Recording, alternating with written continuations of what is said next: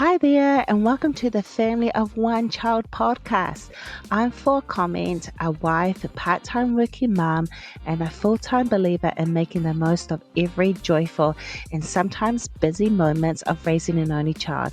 If you're ready for real stories, plenty of laughter, and parenting tips, you're in the right place. So let's dive into this adventure together. Welcome back to the Family of One Child. I'm Ruth, and today we're talking about something every parent knows and sometimes dreads. Here it goes. Homework. Boom, boom, boom. Not the cute kindergarten kind with coloring pages and glue sticks and maybe some glitter. But I'm talking about the other stuff, the worksheets, the reading books, the math problems, and the mom, dad. I've got to tell you, I have homework moments. And if you're a parent with a one child like me, homework can become its own little rhythm in our house. Like it's part connection, got some chaos in there with some emotional growth, and part why are we doing this now, right before we're going to bed? Like, seriously, why now? I want to take you inside our home, into the car after school, and into our barn days where, we have the moments where homework can show up early, late, and sometimes not at all. And into ways it's teaching not just my daughter, but you know who? Me, your friend Ruth. And honestly, the barn is a huge part in that rhythm. And if we're going to the barn, where her pony is, Lola, it's a beautiful Wallara, and a Wallara is half Welsh and half Arabian, and that's how you get a Wallara pony. So what does that really mean? So a pony is kind of like a smaller size, and so it's a bigger version of a pony. So it's not tall like a horse. It's like a short horse. you know, you're an equestrian. You're a true equestrian person because you're like, did she just say that wrong? Comment and let me know. Like, this is a better way to explain what a Wallara pony is. So I just say it's a taller pony, okay? And for those who know horses, you're going to help me out, moms. So if we go to the barn 2 to 3 times a week, it's a 40-minute to 1 hour drive each way. So by the time we get there, Olivia, my 9-year-old, she's excited to be with her pony and her barn friends. And I'm usually setting into my own little routine this time. I'm like, here we go. But sometimes when we get to the barn, I'm sleeping in my car.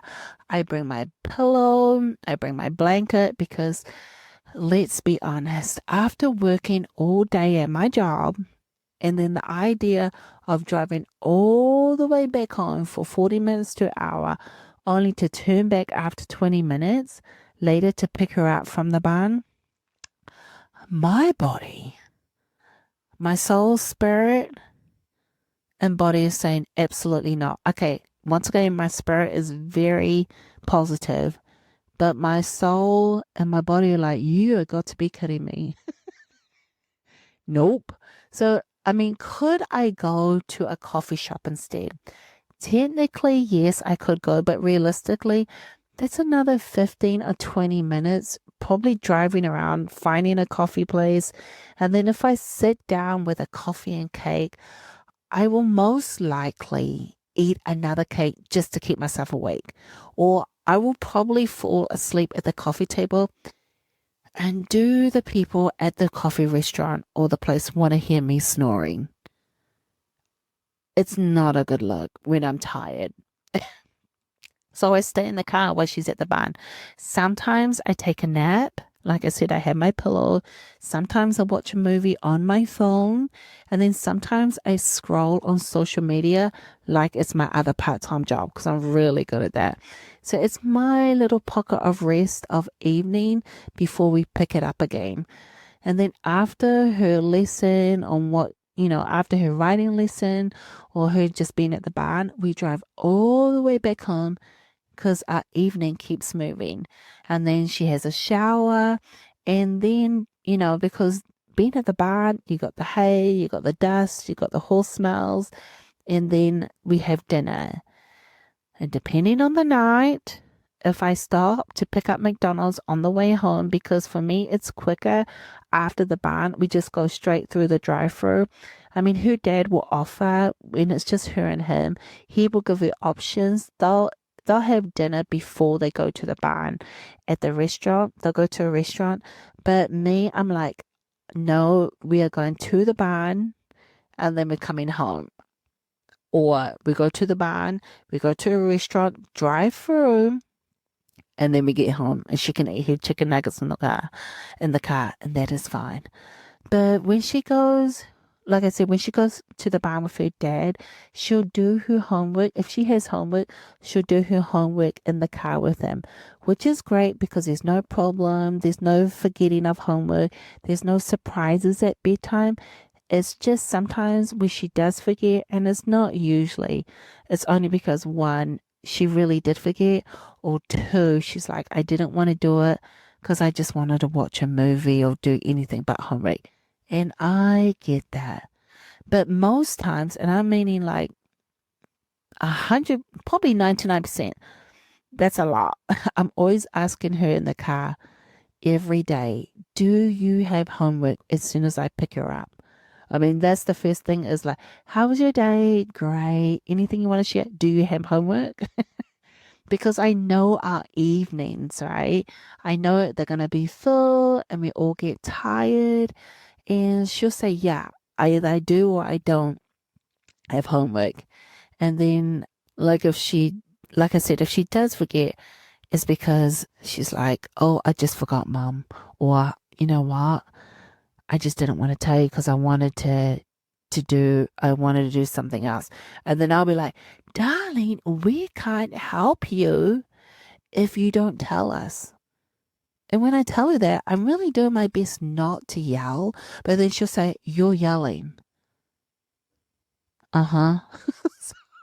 So once again, I have to remind myself, do not yell, especially when I'm tired. But before I go eat, before I go on any further, I want to take a moment to say hello. Maybe yell it out. Hello. Okay, I said yell, not sing. To my amazing global listeners who tuned into the last episode. I see you and I look forward to saying hi to you all. So I want to give a big shout out to the listener in Springfield, Massachusetts and Cambridgeshire, Miami, Florida, and to our listener in Sweden. I see you, moms, and I'm so grateful you are here with me. I absolutely appreciate it. I'll say it again. Springfield, Massachusetts, Cambridgeshire, Miami, Florida, and to our listener in Sweden. I absolutely appreciate you all here. And if I didn't mention your city today, it's because I recorded this episode before you listen. And don't worry, I'll get you in the next episode. I love knowing where you're tuning in. So thank you to our global listeners. So let's get back to the homework. Okay, I dive any deeper, I just want to share some things that I came across from other mums in the community about homework. One mum said, I had a moment tonight as a mum. I realized I was rushing through my daughter's homework because I was busy working, treating it like another task to check off the list. I honestly can do this as well. I know I have. If her father, for some reason, on a rare occasion, he's not able to do it, and I'll be like, okay, just hurry up. Let's just do it. Well, maybe I haven't said hurry up, but I know that I have like in the beginning, I would just like do it like laundry, like tick, tick, tick, tick, tick. But I really haven't sat down to explain it. So, there goes the mum thing. I'm really trying my best. Another one said, with just one, the evenings feel balanced. Like no one is demanding attention, so homework doesn't have to turn into chaos. This mum's amazing. Another mum said, we don't have to juggle multiple kids, schedules, or fights over who gets help first. It's just her, and we can just really focus. It's great because these mums have found their rhythms. I used to help her. And I say used to because I would purposely get answers wrong. So she would double check them. It was kind of like, I thought, you know what? How about if I purposely get some things wrong? Things that will really stand out to her. So when I do her homework, she would check it. She would also go over her work again. But now she's caught on and she says, don't worry, Dad can check it. And honestly, I find that kind of funny and hilarious because she's like, Mom, you're going to get it wrong on purpose. So how about instead of pretending, I'll just do it myself and get Dad to check it. But there have been moments where I have really said, I have felt, but there have been moments where I have truly in my heart said, I'm not going to like purposely get it wrong. Like I really want to help. And then when I look at the homework, I'm thinking, how did this work become hard for me, this third grade? So I'll be like, you know what? How about we let Dad do it? And he's been really good academically. He's able to take third grade work in complex my homework because when I used to go in my college or university classes, and there were some classes I didn't understand, I could always go to him and he would be able to explain it in a way that was simple to me. That's a cool thing about my husband. I love it. Another mom shared that as a fifth grade got harder, my greatest hope was to give my daughter the skills to do it on her own. That mum is amazing. I'm like agreeing with that as well. Another mum shared doing 2 to 3 hours of homework after getting home at 4:30 leaves little time for her just to be a kid. And I wondered, homework here, like in America, do other schools in other countries, what is their homework? Do they have a lot of homework and what's a lot? I guess it depends, right? It could be a few hours for other countries. It could be like 5 or 6 hours. Who knows? But when this mom says it leaves little time for her just to be a child, it really does. Homework for me has shown me how Olivia thinks, not just how she answers, but how she arrives there. We try to teach her the why and not just the what. For example, we know that 1 plus 1 is 2, but we also try and teach her in this way of thinking. If you have one horse and another horse is pulling a cart, they can pull more than 2 horses. So sometimes the answer is simple, but sometimes the answer has more context. So we want her to think, we want her to reason, to understand different layers, not just formulas. So we encourage her to be a thinker. And homework just gives us a place in teachable moments how to think like that. And also, homework has taught me about myself. I learned that this area, when it comes to homework, it's best if my husband teaches her. And I'm okay with that. I'm okay in other areas of teaching her, but this part, he is really good. He understands her teaching style and he's able to teach it. Just because I know it doesn't mean I can teach it. So I'm really good in other areas like arts and crafts, for example. I would say cooking, but just in case my husband hears this episode, it's not going to be cooking. That's her grandma. So let's be real with that. So there's certain things. I'm more of arts and crafts and field trips and shopping. I can teach. And heart. I can teach the heart conversations. And his academic, reasoning, analytical, simple concepts from major complex. He's able to speak to that, but teach it in a way that you can absorb it. So he's really good with that. And, you know, we teach when we all have moments where she's not learning, or maybe we're teaching her and it's just an upsetting environment. We have learned just to take a break, have a breather, and step away till she's calmer, everybody's calmer. Whoever's teaching her, just take a break for a while because we want her to learn and not just give her the answers. Giving her the answers won't help her grow because we want her to have a teachable heart. In order for her to have a teachable heart, she needs to learn that from her mum and dad. We need to have a teachable heart. So parenting for us is not about being perfect or being the expert. It's really for us, we want to learn and grow alongside of her and just to be the best that we can in the moment that's given. And hopefully, when we're teaching her, we are teaching to her heart. Does that make sense? That's what we're trying to do here, folks, for our family. But also, it's the rhythm of how we go about our homework. Each family has their own rhythm. And for us, it's different seasons, right? Homework, because the barn, there's the winter, there's the summer, spring, or fall. So, depending on how or what we're doing during that time, homework is looking very different. But also, yours can too. So when you're sharing this, I'm hoping that you will find maybe something you can relate to for you in this episode. And also, speaking to relate to, I want to share something that I'm really proud of. And this is the period book, the Icebreaker Mom and Daughter series. So if you are wanting to have a conversation about the period, it's an icebreaker conversation with your daughter.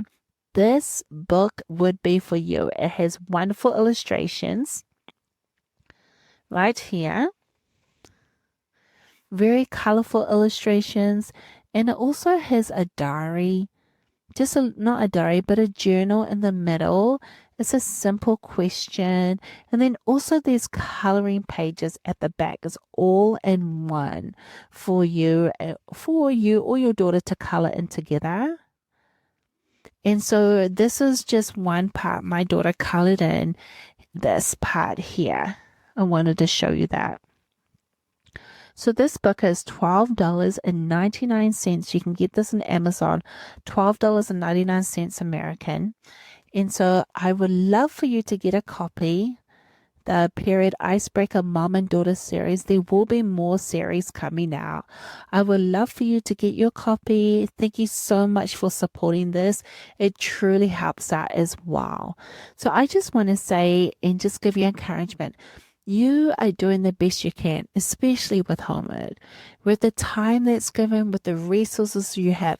It is a lot.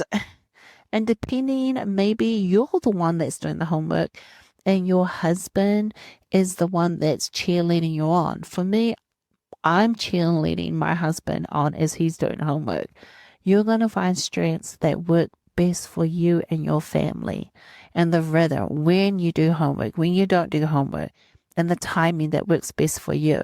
But I just want to say, Mom, you are doing the best you can with the time that's given, with the resources you have in the community you're in.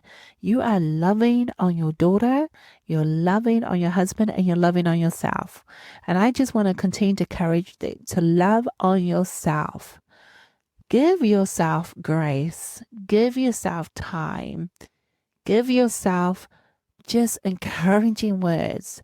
So I'm hoping as you're listening to this, you are amazing. You are so wonderful. You really are doing the best you can. I tell my family that I'm doing the best I can with the time that's given, with the resources I have. With what I'm doing, I'm learning, I'm growing. I'm going to make mistakes, but I'm loving on you as well as I'm loving on myself. So, moms, you're listening. You are amazing. Whether you're like me, sometimes you cook dinner, sometimes you don't. Sometimes it's a microwave meal. Sometimes it could be just something simple as a bowl of cereal, or it's a fast food, something, or maybe it's like, I don't know, you go to grandma's to get a meal. Just remember, take care of yourself as well as you're taking care of your child and your husband. Okay, thanks for being here. I will see you in the next episode. This is your friend, Ruth. Bye.